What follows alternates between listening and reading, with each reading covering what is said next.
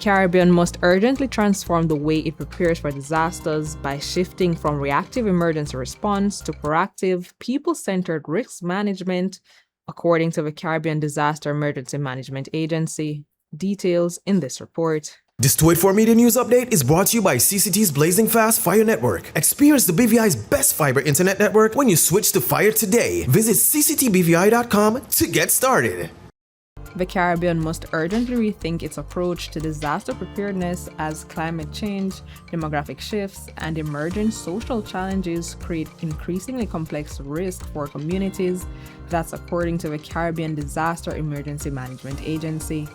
Addressing the agency's annual Comprehensive Disaster Management Conference, CDEMA Executive Director Elizabeth Riley said the region can no longer rely on traditional disaster management modules that focus primarily on responding to emergencies after they occur. Instead, governments and communities must adapt anticipatory risk management and prioritize resilience, preparedness, and sustainable development. She pointed to demographic changes projected by the United Nations Economic Commission for Latin America and the Caribbean, which estimates that 1 in 4 Caribbean residents will be age 60 or older by 2050.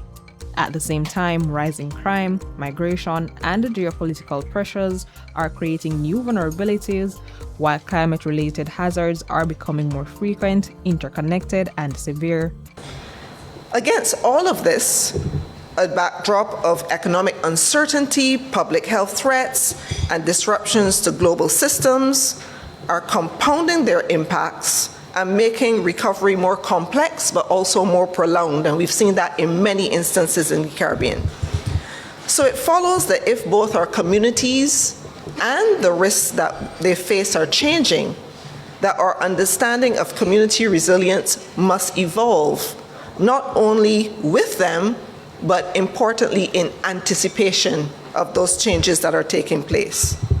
So the definition of community resilience must change to encompass the capacity to anticipate the changes which are coming, to adapt to uncertainty, which is now very prevalent, to sustain livelihoods, maintain social cohesion, and continue progressing despite the complex and interconnected risks.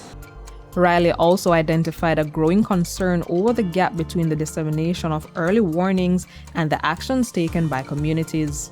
Using Hurricane Dorian in the Bahamas as an example, she noted that despite accurate forecasts and clear evacuation notices, many residents chose not to evacuate, highlighting the need to better understand how people perceive risk and respond to disaster warnings. We have to strengthen leadership, volunteerism, community organizations, and the social cohesion that enables communities to anticipate, adapt, and act together when it matters most. We must also expand our understanding of behavioral science. Why do people make the decisions that they do? What is their perception of the risk? How do they receive early warning messages? Is it as intended by a meteorological service or by the Seismic Research Center? Or are they making their own interpretations on the information that is coming to them and coming to other types of conclusions? And importantly, what are the triggers that are existing and causing persons to take appropriate action? And I raise this, and I just deviate a moment just to tell you a story from one of our participating states. And I can mention, because it was around the Bahamas, and we were discussing and reflecting on what happened in terms of the early warning and the action by populations. And the two things did not necessarily align. And so the Met Service did a brilliant job. Bahamas Met is a brilliant Met Service, I can tell you that. They were fantastic in forecasting what was going to happen, what the storm surge would be like, precipitation amounts. All this was communicated to the population. They knew that Dorian was going to stall. They knew it was going to be a very prolonged impact. And still, evacuation notices that were issued were not adhered to. And so you probably maybe sit in Barbados and say, but why didn't the people move? And that's a real question. And this is what we're actually seeing now in repeated events across the region, where we think we as the Met persons, disaster management practitioners, that we've done a good job, even at the community level, in terms of you going around in your community and spreading the right messages, etc. But then the behavior of individuals sometimes does not reflect a good understanding. So is it in our communication? Is it in their perception of the risk? Is it that they're thinking about a previous event which they were able to ride through okay, and they say, oh, well, it's going to be the same as? We don't know. But the point is that we need to get a better understanding of these things.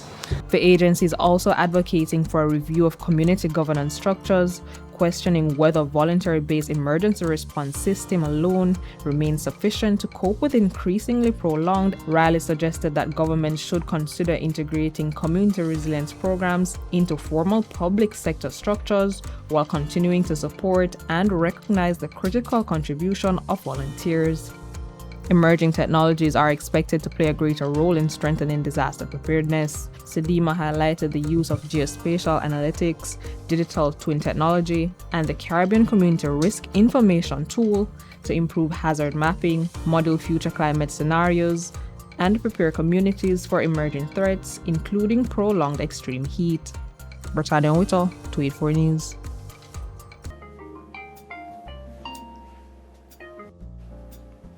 Hey girl, you hear about that deal with that bundles? Yeah, but everybody gatekeeping where I could get the good stuff. And I really need, because my stylist Put me onto a website here, and the inches is not inching, and the bundles, oh my, you're not even bundling. Like, I don't even know what's up. stylist? You mean talking about hair? What? Are you deaf? Girl, I see me talking about hair. What are you talking about? CCT. I confused. Save up to $1,000 when you bundle your mobile, fiber, or broadband services. Bundle all three and receive a free MiFi device on us. That's what's up when you bundle up with CCT. Life Unlimited.